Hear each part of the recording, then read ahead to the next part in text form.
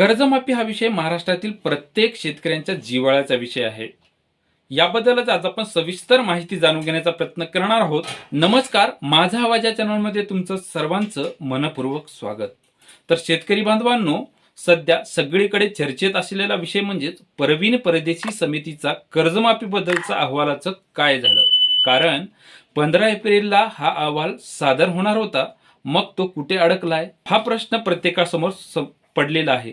सरकार अभ्यास करणार, त्यावरती आक्षेप घेणार, ही प्रक्रिया नेमकी किती मोठी आहे, त्याचबरोबर तुमच्या खात्यावरती कर्जमाफीचे पैसे कधी येणार, याबद्दल आज आपण या व्हिडिओमध्ये सविस्तर जाणून घेण्याचा प्रयत्न करणार आहोत.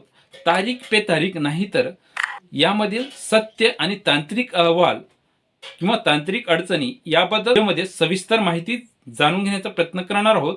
त्यामुळे हा व्हिडिओ शेवटपर्यंत पहा, कारण ही माहिती ज्या हक्कांच्या पैशाची आहे. तर हा व्हिडिओ शेवटपर्यंत पाहिलात तर तुमच्या मनामधील सगळ्या प्रश्नाचे म्हणजे कर्जमाफीबद्दल जेही काही प्रश्न आहेत त्या प्रश्नांचे उत्तर या व्हिडिओच्या शेवटपर्यंत तुम्हाला मिळून जातील. त्यामुळे या चॅनलवरती तुम्ही नवीन असाल तर या चॅनलला नक्की सबस्क्राईब करा आणि हा व्हिडिओ शेवटपर्यंत. कर्जमाफीबद्दल जे परवीन परदेशीची समिती आहे त्यांचा अहवाल नेमका कुठे अडकलाय हा प्रश्न सर्वांना पडलेला आहे. शेतकरी मित्रांनो, आधी हे समजून घ्या की 15 एप्रिल ही तारीख अहवाल सादर करण्याची होती, पण 30 लाख शेतकऱ्यांचा डेटा बँकाकडून गोळा करणं, नियमित कर्जदारांच्या 50,000च्या प्रोत्साहनपर रक्कम म्हणजेच इन्सेंटिव्हचे निकष ठरवणं यामध्ये समितीला थोडा अधिक वेळ लागला आहे. सध्याची अपडेट अशी आहे की हा अहवाल आता अंतिम टप्प्यात असून एप्रिल अखेरपर्यंत तो सरकारला सादर होईल. त्याबरोबर 15 दिवस हे पुढे ढकलल्यामुळे पुढे 15 दिवस वाढणार आहेत. त्याचबरोबर सरकारचा अभ्यास आणि आक्षेप यामध्ये नेमकं आक्षेप म्हणजे काय हा एक प्रश्न सर्वांसमोर पडतो. आता तुम्ही विचाराल की हा अहवाल दिल्यावर लगेच पैसे मिळतील का? तर पैसे मिळत नाहीत. तर त्यामागे 3 मोठी कारणं आहेत, ते थोडक्यात पाहूयात. पहिलं कारण म्हणजे वित्त विभागाची मंजुरी. त्यामध्ये आता 35,000 कोटीचा भार सरकारच्या तिजोरीला सोसू शकतो का? एकत्र एवढे पैसे देणं अवघडच जाते. त्यामुळे याचे हप्ते कसे पाडायचे याचा अर्थ विभागाकडे अभ्यास करायला पाठवला जातो. त्यानंतर आता दुसरा मुद्दा म्हणजेच पात्रतेचे कडक निकष नेमके काय ठेवायचे, कोणाला कर्जमाफी द्यायची आणि कोणाला वगळायचं. उदाहरणार्थ पाहिलं तर आरटीआर भरणारे किंवा मोठे लोकप्रतिनिधी, त्यामध्ये आमदार असो किंवा खासदार असो, अशा प्रकारचे वगळायचे. याचे नियम सरकार पुन्हा एकदा तपासून पाहणार, मगच निर्णय घेणार. आता त्यामध्ये आता तिसरा मुद्दा पाहिला तर पुनर्विचार. जर समितीने सुचवलेले निकष शेतकऱ्यावर अन्याय करणारे वाटले तर सरकार त्यात बदल सुचवू शकतो आणि त्यानंतर त्यावरती निर्णय घेतला जाऊ शकतो. आता यामध्ये कुठल्या पद्धतीचे बदल, कोणते निकष ठेवायला हवेत आणि कोणाला कर्जमाफी द्यायला हवी हा एक मोठा प्रश्न होतो. त्यानंतर आता आक्षेप आणि हरकतीची प्रक्रिया नेमकी कशा पद्धतीची चालते हा एक मोठा प्रश्न आहे. तसा विचार केला तर येथे 2 प्रकारचे आक्षेप असू शकतात. त्यामध्ये पहिलं पाहिलं तर शासकीय आक्षेप. जर समितीने सुचवलेले निकष, उदाहरणार्थ कुटुंबातील एकच व्यक्ती की सर्व सदस्य सरकारला व्यवहार्य वाटले नाहीत, तर सरकार त्यामध्ये या आक्षेपानुसार या निर्णयानुसार त्यामध्ये बदल करू शकते आणि योग्य व्यक्तीलाच या कर्जमाफीचा लाभ मिळवून देऊ शकतात. हा एक पहिला आक्षेप झाला. दुसरा आक्षेप म्हणजे शेतकऱ्यांचे आक्षेप. एकदा का सरकारने तात्पुरती पात्र यादी जाहीर केली की ती गावोगावी, चावडीवर किंवा सीएससी केंद्रावर लावली जाते. ज्या शेतकऱ्यांचे नाव यादीत नाही किंवा माहिती चुकीची आहे त्यांना 15 ते 21 दिवसांचा वेळ तक्रार नोंदवण्यासाठी दिला जातो. म्हणजेच ते अगोदर लेट झालेले अहवाल सादर करण्यासाठी 15 दिवस आणि हे 15 दिवस 1 ते सव्वा महिन्याचा कालावधी उलटतो. तिसरा महत्वाचा मुद्दा म्हणजे मंत्रिमंडळाचा अंतिम निर्णय काय आहे, हेही तितकेच महत्वाचे आहे.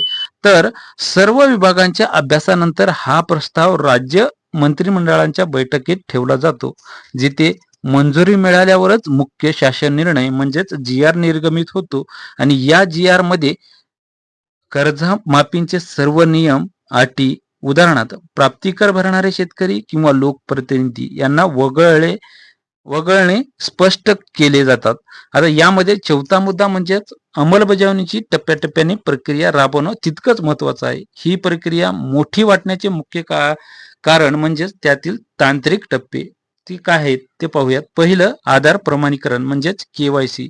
पात्र शेतकऱ्यांना बँकामध्ये जाऊन बायोमेट्रिक किंवा आधार प्रमाणीकरण करणं तितकंच गरजेचं आहे. दुसरा मुद्दा म्हणजेच कर्ज खाते पडताळणीसाठी वेळ देणं, बँकाकडून येणारा डेटा आणि MAHA-IT कडून होणारी छाननी यात जर तफावत असल्यास ती दुरुस्त करण्यासाठी काही वेळ जाऊ शकतो.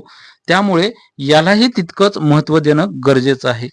त्यानंतर तिसरा मुद्दा म्हणजे निधी वितरण. एकाच वेळी जवळपास 35,000 कोटी रुपयांचा निधी या सरकारला एकदाच पेलू शकत नाही. त्यामुळे सरकारने टप्प्याटप्प्याने म्हणजेच इन्स्टॉलमेंटमध्ये हे प्रक्रिया पार पाडली जाते. प्रक्रिया लांबण्याचे संभाव्य कारणे काय आहेत? तर सध्या एप्रिल महिना सुरू आहे. जर समितीने आपला अहवाल 15 दिवसांनी अखेर म्हणजेच एप्रिलच्या अखेरपर्यंत सर्व सुधारणासह अहवाल दिला तर 15 दिवस हे लेट होणार आणि त्या आक्षेपासाठी 15 दिवस जाणार. जवळपास 1 ते 1.5 महिन्याचा कालावधी इथे समोर ढकलला जात आहे. मग त्यांनी दिलेली माहिती म्हणजेच पहिला टप्पा त्यामध्ये कारण काय आहे तर मे महिन्यात नेमकं काय घडतं, शासन निर्णय आणि पोर्टलची निर्मिती करण्यासाठी हा संपूर्ण मे महिना गेला जातो. त्यामध्ये जून महिन्यामध्ये काय घडणार? मग जून महिन्यात याद्या प्रसिद्ध करणे आणि आक्षेप नोंदवण्यासाठी हा संपूर्ण जून महिना जातो. त्याच नंतर आता तिसरा म्हणजेच जुलै महिना उजाडणार. मग जुलै पासून प्रत्यक्ष लाभ किंवा वितरण सुरू होणार. जवळपास ही प्रक्रिया जुलैपर्यंत चालणार आहे. मग यामध्ये आता ही प्रक्रिया पारदर्शक ठेवण्यासाठी सरकारला अनेकदा डिजिटल पोर्टलचा वापर करणं गरजेचं पडतं, ज्यामुळे मानवी हस्तक्षेप कमी होतात, पण तांत्रिक कामामुळे वेळ वाढतो. याहीमुळे जवळपास सरकारची डेडलाईन ही पार होऊन म्हणजे सरकारची डेडलाईन आहे ती 30 जून पूर्वीच कर्जमाफी करायची. तर या तांत्रिक प्रक्रियेमुळे थोडा विलंब होऊ शकतो, पण घाबरू नका. प्रत्येक अपडेट आम्ही तुमच्यापर्यंत पोहोचवू, कारण प्रत्येक अपडेट आपण घेण्यासाठी सज्ज असतो. तुम्हाला काय वाटतं? कर्जमाफीचे निकष कसे असावेत? खाली कॉमेंटमध्ये नक्की सांगा.